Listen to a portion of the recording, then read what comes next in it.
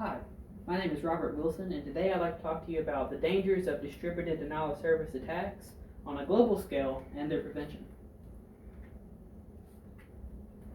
According to hostingtribunal.com, the frequency of a denial of service attack has increased more than 2.5 times between the year 2014 and 2017.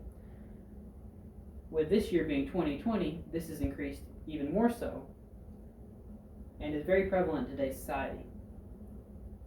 The cost of a denial of service attack averages between $20,000 and $40,000 per hour. So this can be quite catastrophic if there's no response plan for major businesses.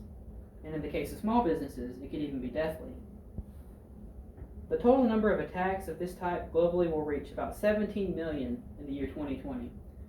So they're predicting that this year, the year being 2020, in the United States alone, there's about 17 million denial of service attacks that occur.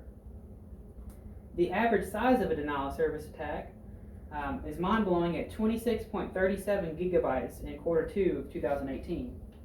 The average business has internet upload and download speeds of about 18.75 megabits per second. So this is about 1.4 thousand times larger than what these businesses are capable of handling. So I'd like to talk to you today about what is a denial of service attack and why would anyone want to do this? How are denial of service attacks negatively impacting today's society as a whole?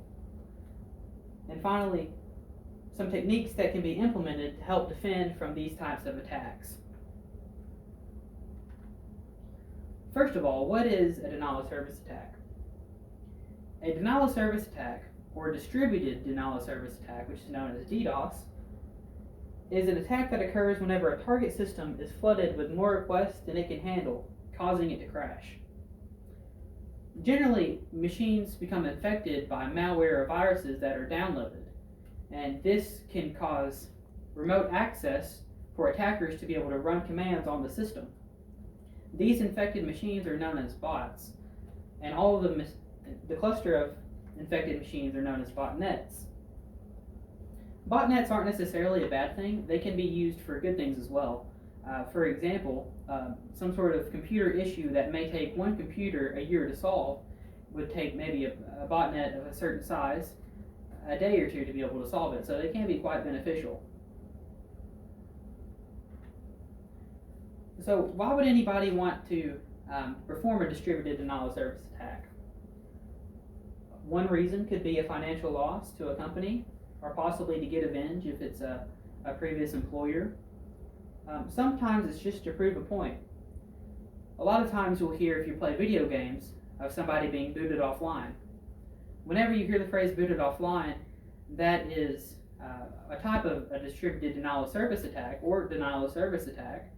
And it's a very petty form, but that is an example of it. For some, it's just personal gain and satisfaction that they could possibly perform this attack from.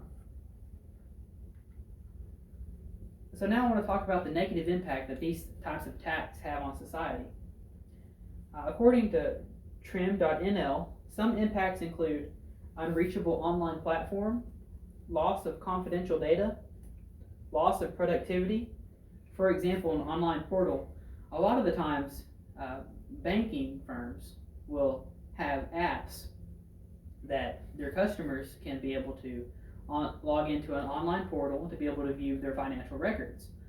Well, if a distributed denial of service attack came through and it caused these servers to go offline, it could be quite harmful and devastating to those customers who wanted to be able to track their financial records. Another harmful impact is turnover decline. If it concerns a web shop, a lot of companies rely on the internet and websites to be able to make sales and promote their services. Some companies even entirely rely on websites to be able to market their services and make sales. So if a distributed denial of service attack was to come through and cause it to go offline, it could be quite harmful and even deathly to that company. Finally, the reputation of the brand or company at stake, it could be damaged as well. So right here, I'd like to show you a chart. This is the average annual cost of cybercrime by country. Cybercrime, this is including the distributed denial of service attacks. The orange represents the year 2017, and the red represents the year 2018. At the top of the list, you have the United States, then Japan and Germany. But what you'll notice throughout all these countries is that there is a gradual increase between the cybercrimes that occur between each year. So just to restate the point, with this year being 2020, this chart has grown more exponentially, and cybercrimes and distributed denial of service attacks are more prevalent in today's society. So now I'd like to take the time to give you some stories of some major companies that have had denial of service attacks and what they have done to be able to respond to these denial of service attacks to get their company and servers back up in the most efficient way. The first company that I'd like to talk about is GitHub. GitHub is an online platform for programmers to be able to load manage their projects and also to be able to talk with other developers in an online community. GitHub was DDoSed in February 2018, and this was actually a record-breaking of 1.3 terabytes of traffic, and that traffic was sent at 126.9 million packets of data each second. So that is the current record of the most traffic that's ever been sent to a company.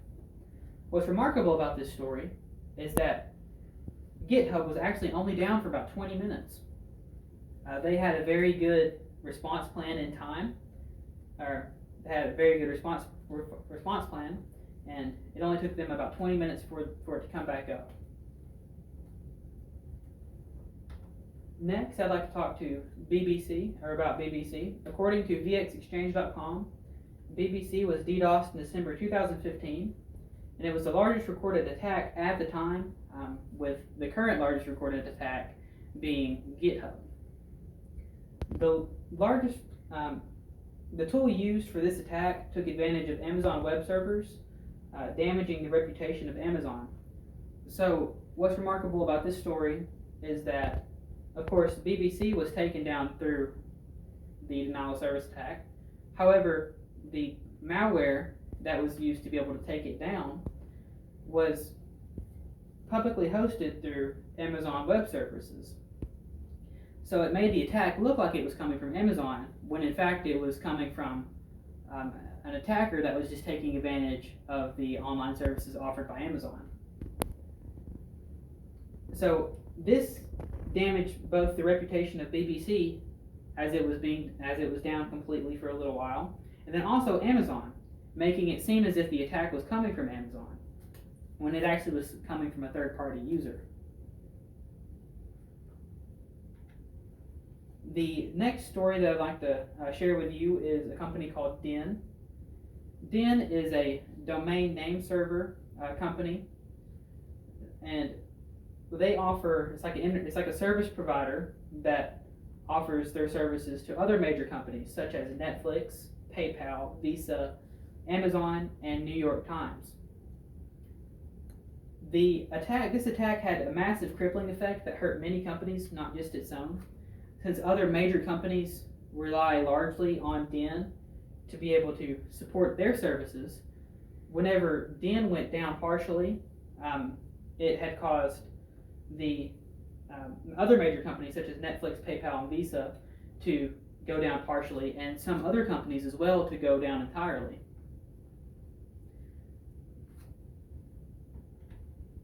So how can we defend from a denial of service attack?